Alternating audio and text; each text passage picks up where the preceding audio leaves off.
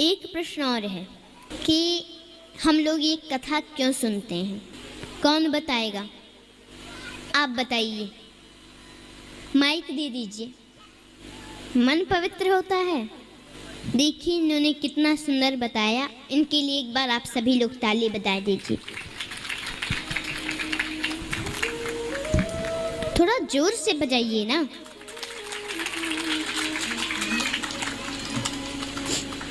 मन पवित्र होता है। जो हमारी बुरी आदतें होती हैं वो खत्म हो जाती हैं, लेकिन जो कथा मन से सुनेगा उसी का। ये नहीं है कि एक फॉर्मेलिटी पूरा करने के लिए कथा करा लिए, बैठ गए, मन इधर उधर, तो इससे नहीं होने वाला है। क्योंकि एक डाकू था, अब कहीं कथा चल रही थी तो वहीं पहुंचा और देखा कि कथा हो रही है। अरे वाह, बाबा जी से कथा लिखवा लिया। अब वो बोल तो दिए कि हाँ हम कथा कर देंगे। बाद में लोगों ने बताया अरे ये बहुत बड़ा डाकू है। बोली अब तो हम कह दिए हैं, अब जाना ही पड़ेगा, क्योंकि हम झूठ नहीं बोलते, जो कहते हैं वो करते हैं। गए कथा करने, कथा की। रोज बड़ा बढ़िया दान दक्षिणा देता था।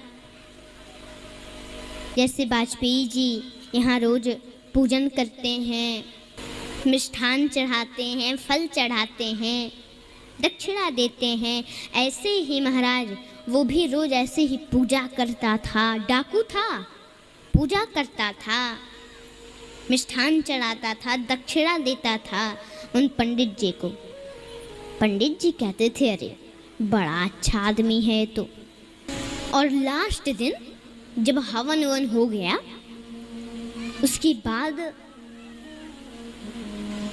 बेड बनवाया था, बहुत खूबसूरत सोफा, पूरा सेट दिया था, सब कुछ दिया, बिस्तर भी दिया। मतलब जहाँ जहाँ वो गए थे पंडित जी कथा करने, वहाँ से समझिए महाराज 10 गुना दिया था वो सामान, और दक्षिणा भी बहुत अधिक दिया था।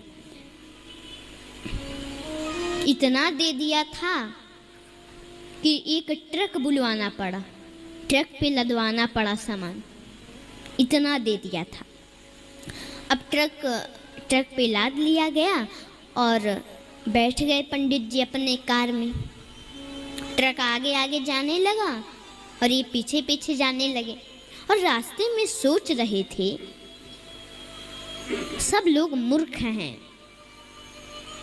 झूठ मूठ में इन्हें इसको दोष दे रहे थे, कह रहे थे डाकू है, इतना अच्छा तो व्यक्ति है ये, इतना दान दक्षिणा दिया, इतना तो हमको कभी मिला भी नहीं था। तब तक तो महाराज रास्ते में 5-6 गो काले काले कपड़े में पूरा मुंह बांध के फिट खड़े थे, और सबके बीच में वो डाकू खड़ा था जो कथा कराया था। बोला कि खबरदार। पंडित जी आए, बोले कि क्या बात है, लग रहा है कि कुछ छूट गया होगा हमारा सामान, तो सोच रहा होगा कि 2-4 सामान और बनवाए हैं और दे आए। चलो उतर के चलते हैं, ले लेंगे और देगा तो। गए, बोला खबरदार, अगर एक भी सामान नीचे उतारे या ले जाने की कोशिश की तो सब सामान यहीं पे छोड़ के जाना होगा तुम्हें। पंडित जी बोले कि अरे तुम वही यजमान हो ना जिनको हमने कथा सुनाया? बोले हाँ हाँ हम वही हैं। पंडित जी बोले कि तुमने तो हमें सामान दिया था, अब लेने आ गए। बोला कि सुनिए, वहाँ पर हम आपकी यजमान थे, वहाँ हमने कथा सुनी थी आपसे, तो उस समय दक्षिणा देना जरूरी था, आवश्यक था। पर अब हम आपके यजमान नहीं हैं, अब हम डाकू हैं, बंदूक बंदूक सब तान दिए लोग, बोले हम यहाँ पे डाकू हैं, यहाँ कोई यजमान उजमान नहीं है, अब छोड़ के जाना होगा। पंडित जी ने कहा कि इतने दिन तक कथा सुना फिर भी इसका स्वभाव नहीं बदला, तो ऐसे कथा मत सुनिए। वो तो एक फॉर्मेलिटी पूरा कर रहा था कि हाँ डाकू हैं फिर भी कथा करा ही लेते हैं, पर ऐसा नहीं करना है। ऐसा कथा सुनना है कि स्वभाव बदल जाए, किसी के प्रति न द्वेष हो, न राग हो, न लगाव हो, न उसके हम दोष को देखें उससे द्वेष हो, और अपना जैसे हम पहले थे वैसे हम लोग न रह जाएं, हमारा स्वभाव बदल जाए। ऐसे कथा सुनिए। इसलिए अब सभी लोग ध्यान से कथा सुनिए।